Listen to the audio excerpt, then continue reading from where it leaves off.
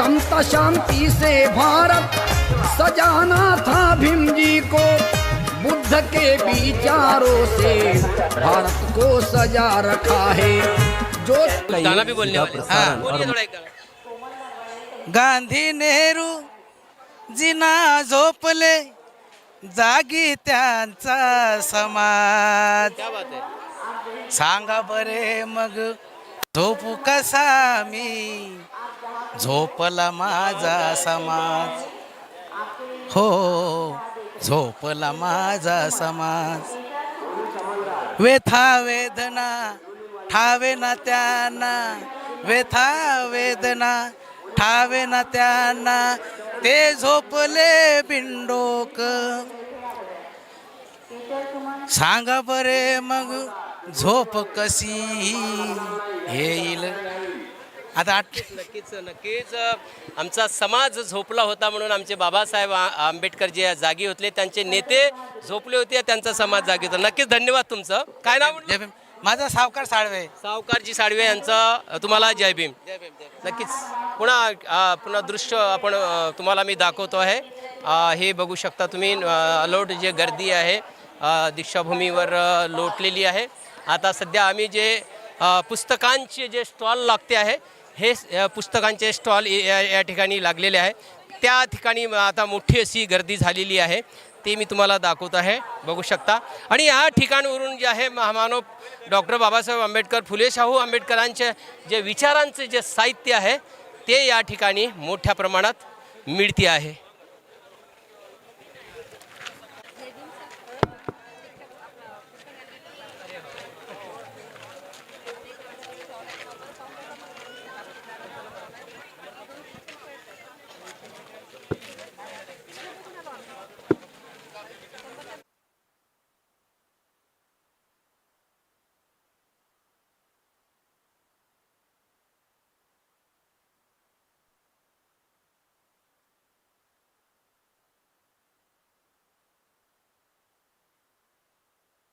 पहले आज अशोक विजयदशमी की सबों को हार्दिक मंगल कामनाएं। और इस वर्ष भी हम 20 साल से लगातार दीक्षाभूमि पर आ रहे हैं, नए नए साहित्य लेकर आ रहे हैं। क्योंकि साहित्य का एक समाज का दर्पण होता है। जब तक समाज साहित्य को नहीं पढ़ेगा, अपने इतिहास को नहीं जानेगा, हमारे महापुरुषों के संघर्ष और आंदोलन को नहीं जानेगा, तो हमारा साहित्य छापने का कोई उद्देश्य रहता नहीं है। तो हमारा उद्देश्य यही है, नई नई रचनाएँ लानी, क्योंकि बहुजन समाज का इतिहास एक सागर के समान है जिसकी कोई सीमा नहीं है। ये तो एक शुरुआत हुई है, ये युवा पीढ़ी आ रही बहुजन समाज की साहित्य को पसंद कर रही है, अच्छी बात है। ये युवा पीढ़ी पसंद कर रही है, बहुत अच्छी बात। ये युवा पीढ़ी बहुत पसंद कर रही है। और केवल महाराष्ट्र में नहीं, पूरे संपूर्ण भारत में युवा पीढ़ी जो है, एक बहुजन समाज की एक नई क्रांति पैदा हो रही है। साहित्य के माध्यम से हो चाहे किसी भी माध्यम, क्रांति आनी चाहिए। कितने प्रकार के साहित्य आप रखते हो? देखो, हमारे तो 3000 टाइटल हमारे सम्यक प्रकाशन के अपने 3000 और 14 भाषाओं में हैं। रिस्पॉन्स कैसा मिलता है दीक्षाभूमि में? अच्छा मिलता है। मैं कह रहा हूँ युवा पीढ़ी बहुत पसंद कर रही है बहुजन समाज ये को। बहुत जरूरी है युवा पीढ़ी। ये हिंदी साहित्य नहीं, मराठी साहित्य बहुत है इधर। जो मराठी पढ़ते हैं, वो मराठी युग के लोग पढ़ रहे हैं, अच्छी बात है ये। पापा भी पहले आते थे? हाँ, पिताजी भी आते थे, लॉकडाउन से पहले आते रहे लगातार। अब उनके जाने के बाद हम आ रहे हैं। और कारवा चलते रहेगा। कारवा जैसे बाबा साहब का कारवा बहुजन समाज चला रहा है, ऐसे हमारा भी ये कारवा है। सबों की जिम्मेवारी बनती है, ये है। युवाओं को क्या बताएंगे कि जो किताबें ज़्यादा से ज़्यादा पढ़ने के लिए? अब देखो, साहित्य निकल निकल के आ रहा है, नई नई खोजपूर्ण कार्य हो रहे हैं। लेखक हमारे पाठक गण हैं, सम्यक प्रकाशन के, नई नई जानकारी आ रही है। कोई किसी को कोई हर अपने समाज की नई नई जानकारी मांगता है। और पुराने देखा है तो सब बोध हैं ये, तो वो एक ला रहे हैं, वो एक परंपरा चल रही है उसको लाने में साहित्य को। डिजिटलाइजेशन भी कुछ हो रहा है इस किताबों का? डिजिटलाइजेशन भी हो रहा है ये, पर हम कहते हैं जो किताब डिजिटल पे इतना भी हमारा समाज अभी गया नहीं है। अभी जब अब मोबाइल पे किताब पढ़ना ठीक अच्छा रहता है या किताब पढ़ना अच्छा? नहीं, किताब हमेशा लाभदायी है, किताब हमेशा साथी है। डिजिटल जितना भी है, जो सटीक जानकारी, जो पढ़ने का एक आनंद है, जो किताब पढ़ने से ही आएगा, डिजिटल से कुछ नहीं होने वाला। बहुत बढ़िया है पता है कि डिजिटल से कुछ नहीं होगा, हर घर में जो है किताब होना चाहिए। हमारे मराठी में मन है जिनके घर में है कपाट, जिनके घर में नहीं किताबों का कपाट, उनका घर हो गया सपाट। तो निश्चित रूप से अपने घर में किताबों का कपाट रखिए और अब इसमें तमाम जो है ये सम्यक प्रकाशन के यहाँ पर सारी किताबें मिलती हैं, यहाँ से आप सारी किताबें लेकर जाइए। दीक्षा भूमि पर तमाम गांव देहात से भी लोग यहाँ पर आते हैं और बाबा साहब अम्बेडकर को नमन करते हैं। तो इसी के साथ में हमारे जो गांव के लोग भी हमें दीक्षा भूमि पर मिले हैं, तो उनसे भी हम चर्चा करेंगे। कब आए? सवेरे। सवेरे। यहाँ पर आने के बाद कैसा महसूस होता है? यहाँ पर आने के बाद दिल को बहुत सुकून मिलता है और दिल को ठंडक होती है। बिल्कुल बिल्कुल बिल्कुल। जाने के बाद यहाँ से क्या लेकर जाएंगे? हम तो लोगों को बोलना चाहेंगे कि जैसे आप लोग यहाँ पे आते दीक्षा भूमि पे, वैसे ही लोगों ने जब जो इलेक्शन का पीरियड आता है तो उस समय में जैसे अपन उधर से ट्रेन में आते आते जब नारे लगाते जय भीम बोलो, वैसा ही वोट डालते समय भी निकलो और नारे लगाते जाओ। मेरा कहने का मतलब यह है कि वोट डालने के वक्त भी ऐसी एकता दिखाना चाहिए। ये बहुत बड़ा दीक्षा भूमि से एक संदेश जा रहा है कि जिस तरह से हम दीक्षा भूमि पर आते हैं और जय भीम के नारे लगाते हैं, उसी तरह से जब चुनाव आता है तो हमको चुनाव में हमारा प्रतिनिधि चुन के लाने के लिए घर से निकले, जय भीम के नारे लगाकर निकले और जो है वोट करना चाहिए। ये बहुत बड़ा अच्छा संदेश गया। गडलिंग जी भी हमारे साथ में है। जय भीम। जय भीम। जय आप क्या बताएंगे? ये भी मिशन के कार्यकर्ता है, गाँव में जो है कार्यकर्ता को हमेशा प्रबोधन भी करते रहते हैं।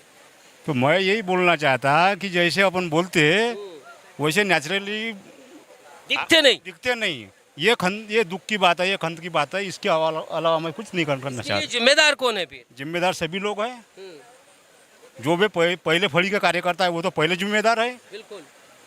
बाद में जो छोटे कार्यकर्ता है वो क्या करेंगे? पर ऐसा प्रयोग अपन गांव से क्यों नहीं कर सकते? क्योंकि गांव छोटा रहता है। गांव से हो सकता है, किसी भी एक गांव से, मगर गांव में भी ऐसा नहीं है। तो एक में का वो वर्चस्व नहीं पड़ता ना, यही तो खास दिक्कत है। वर्चस्व की लड़ाई चलती है ऊपर से लेकर नीचे तक, वही तो बात है। लेकिन यहाँ पर जब आते हैं वो सारी बातें लोग देखते नहीं है। यहाँ पे सिर्फ देखते हैं बाबा साहेब अम्बेडकर। तो यही तो सीखने को ना, ये बात पर से लोगों ने यही सीखने को ना, यही परिवर्तन होने को ना। चंडी जी आप क्या कहेंगे? यहाँ आने के बाद में नई रोशनी मिलती, नई ऊर्जा मिलती।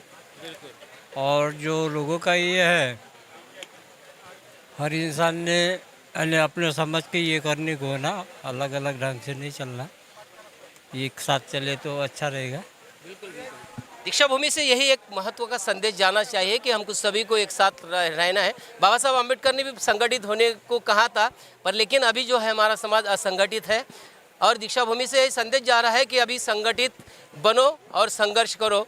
तो निश्चित रूप से आगे भी हम लेकर चलेंगे और आगे भी लोगों से मिलवाएंगे।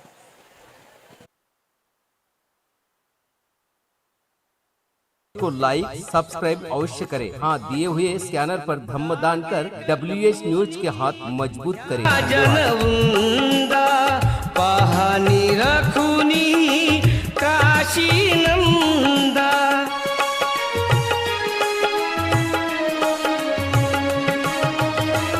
जागे करूनी या जनवुंदा, पाहनी रखुनी काशी नंदा, कोण पुजारीन या शुभ समयी बुद्ध पूजा बांधिते,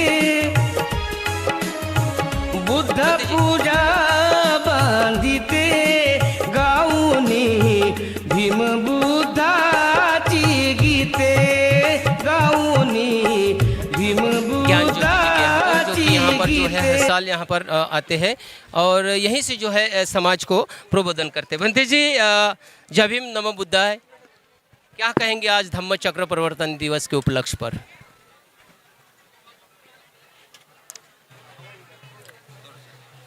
धम्म चक्र प्रवर्तन यह केवल जो सम्यक संबुद्ध हुआ करते हैं वे ही धम्म चक्र प्रवर्तित करते हैं। अन्य व्यक्ति की कोई मक्तेदारी नहीं है। लेकिन त्रिपिटक में से हमको सीधा सीधा शब्द मिल गया तो अपने लोग बड़े अपने आप को विद्वान समझने वाले लोग, क्या शब्द मिला बंते? 14 अक्टूबर 1956 को पवित्र दीक्षा भूमि पर बाबा साहब अम्बेडकर जी ने धम्म चक्र प्रवर्तित किया है, ऐसा कहने लगे। अगर पाली भाषा के जो जानकार लोग हंसेंगे, पाली भाषा का इस्तेमाल कहाँ कहाँ कैसे करना है, पाली भाषा के जानकार जानते हैं। तो हम लोग कौन सा शब्द कहाँ इस्तेमाल करना ये आ जाना चाहिए। नहीं तो हमारे पाली के बड़े बड़े प्रोफेसर जो PhD करने वाले वे भी यही करते हैं। धम्मचक्र मैं जब देखता हूँ तो धम्मचक्र प्रवर्तन सारी त्रिपिटक में पढ़े तो 82,000 धम्मस्कंद में एक भी जगह ऐसी नहीं है सम्यक समृद्ध के अलावा धम्मचक्र कोई व्यक्ति प्रवर्तित नहीं कर सकता, जिसमें आर्य सत्यों का साक्षात्कार कैसे करना है, यह 8 अंगों वाला मार्ग कैसा है और उस पथ पर कैसे चलते चलते श्रोतापन्न सकदागामी अनागामी अरहत प्राप्त कर, ये केवल भगवान कर सकते हैं। हाँ, डॉक्टर बाबा साहब अम्बेडकर जब आने वाले इसी महाभद्र कल्प में जब वे बुद्धत्व प्राप्त करेंगे, वे भी आषाढ़ पूर्णिमासी के ही दिन धम्मचक्र प्रवर्तित करेंगे, अभी नहीं। लेकिन हमारे विद्वानों का अब क्या है, कैसे बहुत गंदी आदतें हैं, कहाँ शब्द इस्तेमाल करने लगे। हमारे चंद्रपुर की दीक्षा भूमि वाले लोग धम्मचक्र अनुप्रवर्तित किया ऐसे। तो मैंने कई बार त्रिपिटक का संदर्भ देते हुए एक सूक्त ही है अभिधम्म पिटक में, उन सूक्त में धम्मचक्र अनुप्रवर्तन सूक्त ही ऐसे नाम ही है, जिसमें भगवान बुद्ध का जो दाहिना हाथ होता है ना, जो सारिपुत्र, भगवान बुद्ध के बाद होशियार दूसरा व्यक्ति सारिपुत्र के समान नहीं है, वे ही धम्मचक्र अनुप्रवर्तित कर सकते, अन्य व्यक्ति नहीं। इस बात ये भी विवाद होता है कि बाबा साहब अम्बेडकर ने 14 अक्टूबर 1956 में जब दीक्षा दी थी तो उस दिन विजयादशमी भी थी। तब लोग ये सोचते हैं कि 14 तारीख मनाना चाहिए कि विजयादशमी का दिन मनाना चाहिए। आप कौन सा पसंद? जयंती किस तारीख को मनाते हो? बुद्ध पूर्णिमा के दिन है ना? हर साल। क्यों? तारीख बदलती है केवल, पूर्णिमा का दिन रहता है, पूर्णमासी का दिन होता है। पूर्णमासी, अमावस्या, अष्टमी, ये प्रकृति के नियम के अनुसार भगवान ने इस सद्धर्म का अनुसंधान किया। कैलेंडर बुद्ध पूर्णिमा से ही शुरू होता है, प्रकृति का कैलेंडर। अब जब हमारी सत्ता आएगी तब हम प्रकृति का कैलेंडर वैशाख पूर्णिमा से शुरू करेंगे। आएंगे हमारी सत्ता, ऐसा लगता है जरूर आएगी। हम लोगों ने महाराष्ट्र में 1250 साल राज किया है। अभी बहुत बिखरे हैं ना हम लोग, बिखरे हैं तो प्रतिक्रांति हुई, जानकारी प्राप्त नहीं कर पाए। हम लोग गुलामी की चंगुल में जीते रहे, आज भी जीते हैं। देखे हमारे माता भगिनी है ना, ये कपाल पर कुमकुम है, कान में है, नाक में है, गले में है, बाहू में है, पैरों में है, बेड़िया है ना, तो ये मनु की गुलामी की बंधन है। सुंदर फेंकना चाहिए, सुंदरता के लक्षण नहीं है। आज भी एक हमारे कुमकुम भगिनी का कुमकुम आप भी आपकी घरवाली में दिया तो नहीं लग, चल घर के बाहर निकल जाए ऐसे कहे। सही है। तो ये पुरुष प्रधान संस्कृति, ये ब्राह्मणवादी मनोविकार वाली संस्कृति है, जो अभी भी 69वां हम ये धर्मांतर का धम्म क्रांति का दिन मनाते हो। अभी कुछ कुछ हमारे माता भगिनी, ये देखे, ये सफेद सफेद है, ये काली बदल गए, दारू वही है, लेबल बदल गया, देखा। हाँ, ये बनते जी जो बोल रहे हो, वही है, दारू वही है, लेकिन लेवल बदला है। तो उससे बदलाव नहीं, पूरा सांस्कृतिक कल्चरल बदलाव होना चाहिए। सामाजिक, आर्थिक, सांस्कृतिक और राजनीतिक आमूल बदल हो। बुद्ध के कूटदंत सूत्र में जो भगवान बुद्ध ने उपदेश किया था, भगवान बुद्ध ने जो उपदेश किया था, वह अगर सम्राट अशोक ने उसका अमल किया होता तो प्रतिक्रांति देखने की नौबत नहीं आती। बृहद्रथ ने 2 साल राज किया और यह पुष्यमित्र सिंह द्वारा जो हादसा हुआ, 10वें राजा का खात्मा किया। जिस दिन देवानंद सम्राट अशोक की धम्म दीक्षा हुई, वह दिन विजयादशमी का था। उसको ही धम्म विजय दिन कहा गया, धम्म विजय दिन। जिस दिन सम्राट अशोक की यह धम्म दीक्षा हुई थी। अब वह दिन बदलने का नहीं, बाबा साहब ने ये 14 तारीख को 15 तारीख को भाषण होना चाहिए था और 15 तारीख का भाषण 14 को होना चाहिए था। बाबा साहब ने ये बात कही ताकि सम्राट अशोक ने जिस दिन यह, वह तो पंढरपुर में बुद्ध जयंती के दिन वह धर्मांतरण करने वाले थे।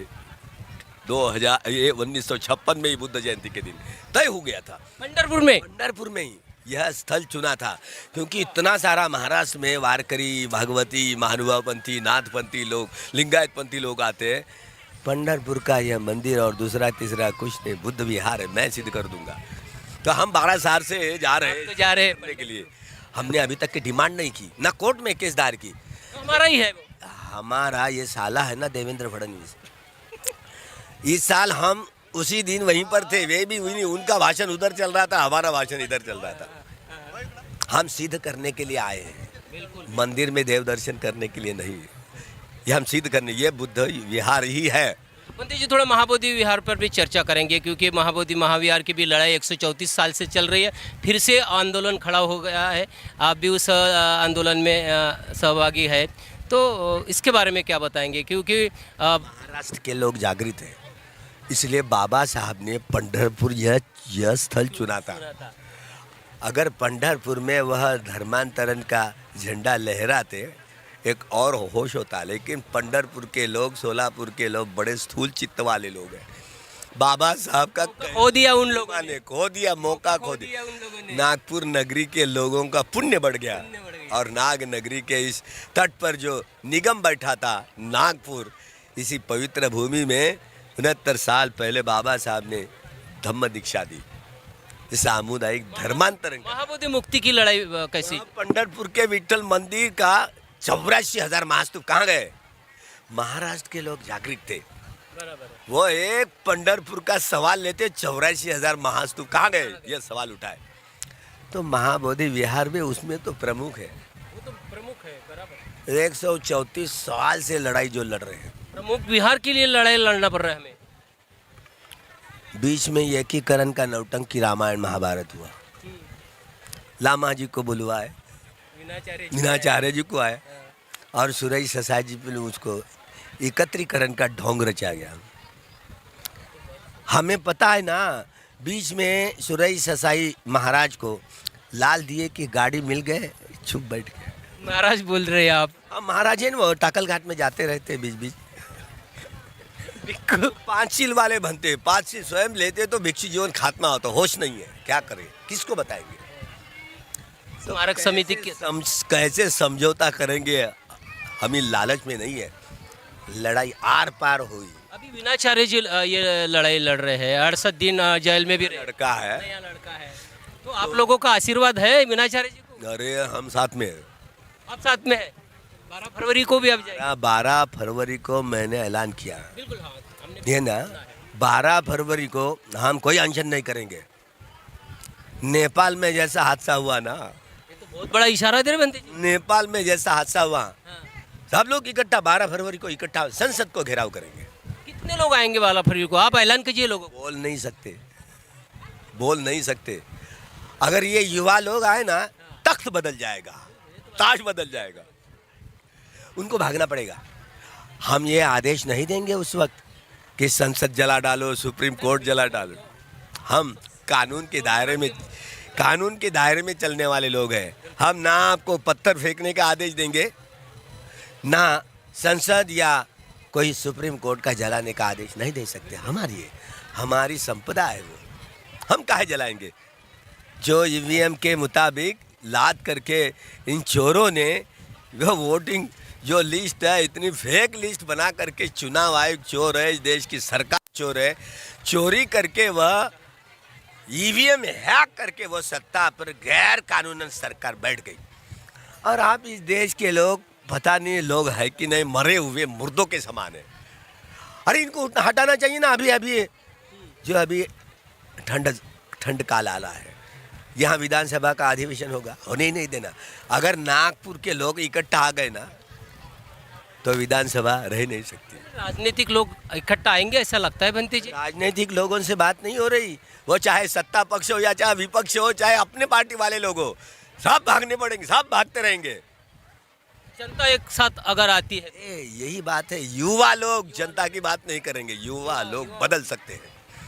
तो युवा लोगों को ऐलान करता है, अब और भी घूमेंगे, युवा लोगों को ऐलान करेंगे। यह सत्ता बदलने की बात है, महाबोधि महाविहार की बात, श्रमण संस्कृति और ब्राह्मण संस्कृति की करार की बात है, दरार की बात है। लालू यादव को ऐलान करेंगे, लालू जी आप भगवान बुद्ध का दर्शन करने के लिए पूरे परिवार के साथ जाते वहाँ हैं। पर तो नीतीश जी अभी यादव जी आप लोग बुद्धिस्ट थे, आपको जानकारी नहीं है, आप भलाई पढ़े लिखे हो, लेकिन वो इतिहास को गवा बैठे ना। लालू जी जरा सोचो, आखिरी का मौसम है। लालू जी ने एक दिन अपने होश में आकर के हम बुद्धिस्ट बनेंगे ऐसे ललकारा ना, तो उथल पुथल हो जाएगा, राजनीतिक सत्ता में उथल पुथल हो जाएगी। कोई राजनीतिक दल बोलने के लिए तैयार नहीं है। महाबोधि के विषय में 14 MP लोगों ने सवाल संसद में उठाया, 13 MLA ने विधानसभा में उठाया, लेकिन बोलने के लिए सरकार राजी नहीं है। इसका मतलब क्या है कि उनके मन में देना नहीं है। बीच में सुलेखा भाई ये केस है, आर्गुमेंट पिटीशन और दायर करने के बाद आर्गुमेंट तो ठीक हुआ। हाँ, 26 जनवरी 1950 को जो यह कानून का अमल शुरू हुआ, एक व्यक्ति एक मत एक वोट, निरस्त नहीं, रिजेक्ट कर दी गई है। तो इतना एकदम रिजेक्ट कर दी, नकार दी गए, हमको सुनना ही नहीं तुम्हारी बातें। मतलब क्या है, कैसे कोर्ट है? अरे भाई अब 134 साल से मामला पड़ा हुआ है। अभी तो चीफ जस्टिस हमारे भूषण गवई साहब है, हमारे भाईजान भूषण गवई जी साथ में है। तो हमने पहले ही हमारा कहना उनकी माता जी के पास में तो भेजा था कि यह EVM बंद करके बैलेट पेपर शुरू करे, आदेश दे। अगर मैं उस जगह होता ना, 15 दिन में फैसला लगाता। पहला फैसला वही रहता आपका। EVM हैक करके ये सत्ता बेकानूनन सत्ता पर आई हुई है, स्वयं संज्ञान लेना और इन सब केंद्र सरकार और राज्य सरकार को बर्खास्त करना। 6 महीना इमरजेंसी, 6 महीने के बाद फिर से बैलेट पेपर चुनाव घोषित करना है। यह संविधान की सुरक्षा सुप्रीम कोर्ट कर सकता है। अगर चाहे तो महाबोधि विहार दे सकता है। अगर उन्होंने ये फैसला किया, हमारे लिए कितनी, हम तो रिपब्लिकन पार्टी का नेता बनाएंगे हम लोग उनको। इतिहास में भी नाम दर्ज होगा उनका। दूसरा मिनी बाबा साहब अम्बेडकर देखे लोग, ये तो हम लीडर बनाएंगे। मान लो अगर वो हिम्मत है हमारे भाईजान में, तो मैदान में उतरे, मरने के लिए ना डरे, मैदान में उतरे, हम बहुत स्वागत करेंगे। अगर आपके पटल पर यह सब्जेक्ट आया था बिल का, मुस्लिम भाइयों का वक्त बिल का, उनके टेबल पर फाइल अब खिसक गई। अगर वो चाहते तो रिजेक्ट कर देते। यह मामला है ना, जानबूझकर रिजेक्ट कर देते, मतलब नहीं है, लेकिन नहीं किया ना भाईजान ने, इसलिए उनके पटल पर अगर ये केस आती है, मुझे नहीं गारंटी कि वो उनके टेबल से ऐसे खिसक जाएगी। क्या कर पाएंगे हम लोग? कारण तो यही कुछ दे लोग। अगर इसीलिए कोर्ट से हमें न्याय मिलेगा, इसकी कोई गारंटी नहीं रहेगी। अगर मान लो ये राम मंदिर का मसला अगर चाहे, आज भी ये इतने दिन मौका है ना, वो तो बाबरी महाविहार था।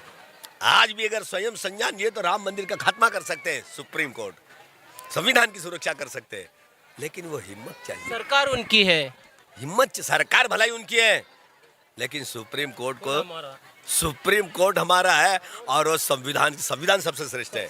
ना संसद है, ना राष्ट्रपति है, ना सुप्रीम कोर्ट है। तो संविधान उसका अमल कर सकने की ताकत सुप्रीम कोर्ट में है। अगर उन्होंने अमल किया तो राजा बन जाएगा, हम राजा बनाएंगे। देव वस्तु काले न सस्य संपत्ति हे तु जफी तो बहुतु लोको च राजा बहुतु दम्मी को, राजा बनाएंगे हम लोग। अगर हिम्मत गवा बैठे, हम क्या कर पाएंगे? हम रास्ते पर की लड़ाई लड़ेंगे। इसलिए 12 फरवरी को आह्वान किया सारे विश्व के बुद्धिस्ट लोगों, आओ और संसद को घेराव करो, संसद को हकाल डालो। संसद को नहीं रखना, ये बेकानून सरकार है, बदफैली सरकार है। ये देशद्रोही सरकार है। इस देश की जनता की पीठ में खंजीर भोंकने वाली सरकार है, इसे हटाओ। वो कानून से नहीं हटेगी, घेराव करके उनको हटाना पड़ेगा। हाँ, ज़रूर वो गोलीबार करेंगे जैसे किसानों पर गोलीबारी हुई थी, है ना। हम लोग जब थे ना उन पर, किसानों के आंदोलन में हमको भी बुलाया था। हमने ऐलान किया था मोदी शाह को फांसी के तख्त पर लटकाने का फरमान सुनाने के लिए आए हैं। तो सारे मिलिट्री के बंदूकें फौज लेकर के एकदम मैदान में उतरी। लोगों को लगा, हमने कहा ये सारी रेल बंद करो। हाँ, रेल बंद हो गई एकदम। और बोलो जय जवान बोलो।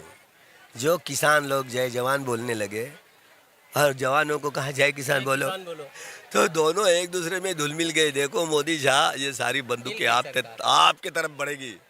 तो दूसरे दिन ही वक्त तीनों काले बिल वापस लेना पड़ा। ये हादसा हुआ इस जंग में हम लोग थे। ये तो एकता की ताकत है, वो ताकत है ना। तो तीनों काले बिल वापस लेने पड़े। तो भला ऐसे आंदोलित हो उठना चाहिए। अब आंदोलन के रास्ते पर की लड़ाई लड़ने के सिवा दूसरा कोई पर्याय नहीं है। बंते जी, आपने हमको समय दिया, आपका बहुत बहुत शुक्रिया, वंदन करता हूँ। और आपकी जो विभाग की जो बात करते हो वो बहुत बड़ी हमें भी पसंद आती है। निडरता से आप बात करते हो, क्योंकि आपके बातों से जो है लोग भी मतलब प्रेरित होते हैं भंते जी। और मैं बताना चाहूँगा कि भंते जी ने एक आह्वान किया है कि 12 फरवरी 2026 को दिल्ली कूच करना है और महाबोधि महाविहार को मुक्त करना है। वंदामी भंते जी।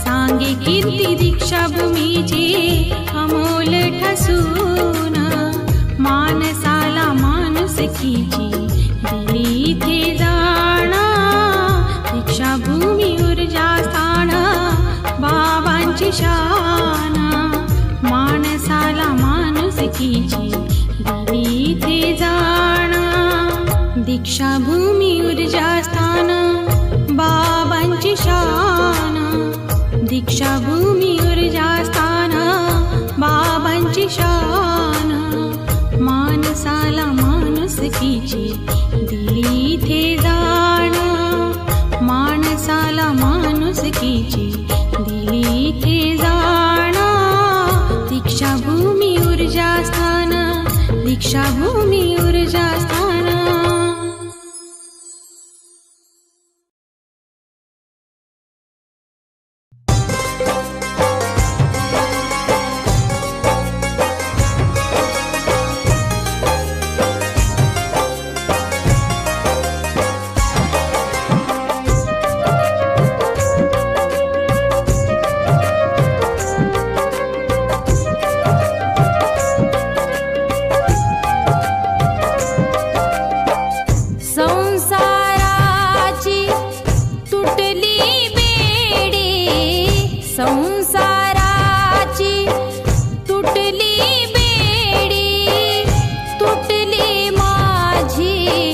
हात खडी मी बुद्धाची पाय घडी मी बुद्धाची पाय घडी।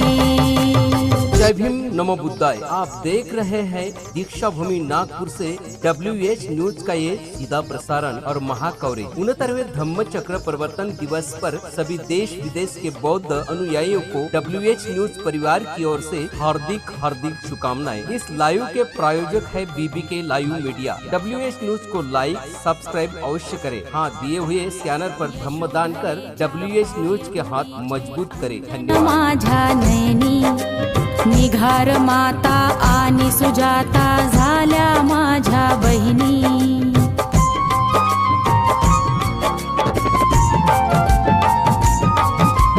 यशोधरेच्या पाय धुळीचे अंजन माझ्या नयनी निघार माता आणि सुजाता झाल्या माझ्या बहिणी शोधित होते मी संसारी शोधित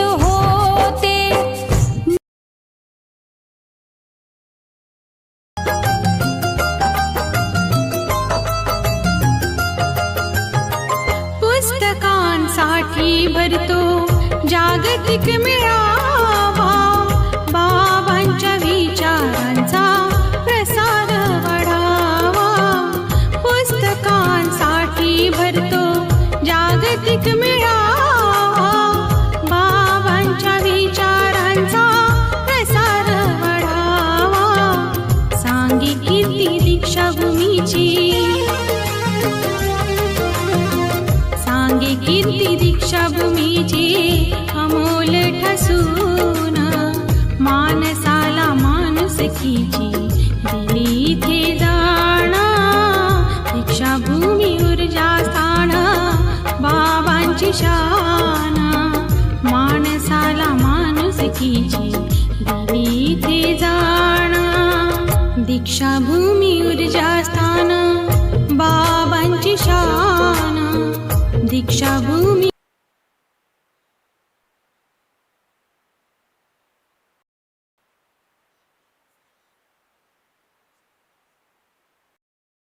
माणसाला माणुसकीची दिली इथे जाणा दीक्षाभूमी ऊर्जा स्थान दीक्षाभूमी ऊर्जा स्थान